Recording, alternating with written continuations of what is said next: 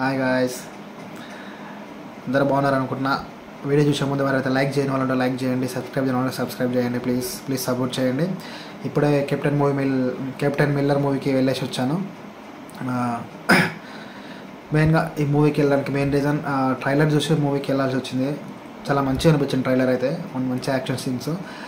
So plus points వచ్చేసి ఈ మూవీలో మెయిన్గా ధనుష్ అన్న యాక్టింగ్ గురించి చెప్పారు. ధనుష్ గారి యాక్టింగ్ అయితే నెక్స్ట్ లెవెల్ ఉంటుంది.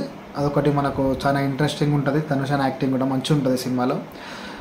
దాని తర్వాత మనకు సస్పెన్స్గా సినిమాలో నేను అంటే అంత అబ్జర్వ్ చేయలేదు. ట్రైలర్లో కూడా సందీప్ కిషన్ అన్న కూడా మూవీలో ఉన్నాడు. కాకపోతే అన్న కెరీర్కి పెద్దగా ఏం యూజ్ అవ్వదు.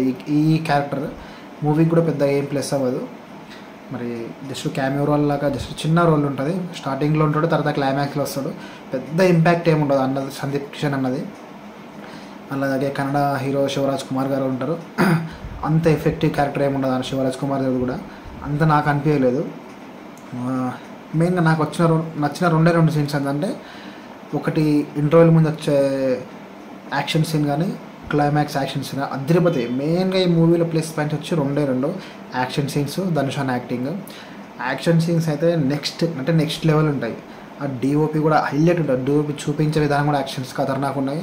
ఈ మూవీలో మనం ఏ మూవీలో చూడండి అన్ని వెపన్స్ ఈ మూవీలో చూస్తాం, అన్ని నెక్స్ట్ లెవెల్ ఉంటాయి.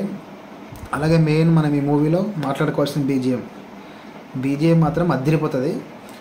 మెయిన్గా ధనుష్ అన్న ఇంట్రడక్షన్ సీన్స్లో ఒక బీజిఎం వస్తుంది, అదిరిపోతుంది. ఇంటర్వెల్ యాక్షన్ సీన్స్లో అండ్ క్లైమాక్స్ యాక్షన్ సీన్స్లో ఈ 3 సీన్స్లో మాత్రం బీజిఎం నెక్స్ట్ లెవెల్ ఉంటుంది.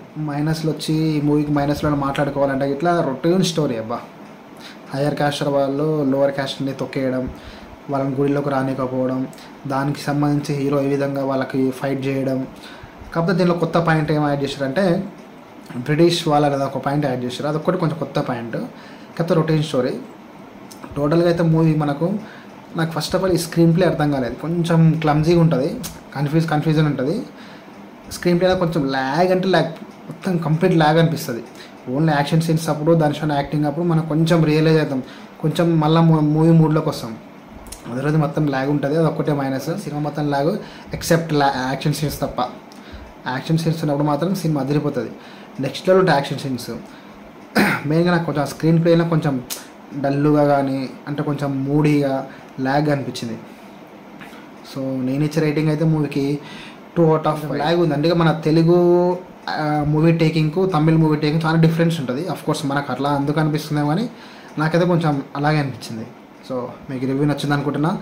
ఇంకెవరైనా ఛానల్ని సబ్స్క్రైబ్ చేయని వాళ్ళంటే ప్లీజ్ సబ్స్క్రైబ్ చేయండి, ఫ్రెండ్స్కి షేర్ చేయండి రివ్యూని. అలాగే ఖచ్చితంగా సినిమా మాత్రం థియేటర్లో చూడాల్సిన సినిమానే, ఎందుకంటే ఆ ఎక్స్పీరియన్స్ చేయాలి. బీజిఎం కానీ ఇంటర్వెల్ తర్వాత క్లైమాక్స్ యాక్షన్ సీన్స్ మాత్రం అదిరిపోతాయి. ఖచ్చితంగా థియేటర్లో చూడడానికి ట్రై చేయండి.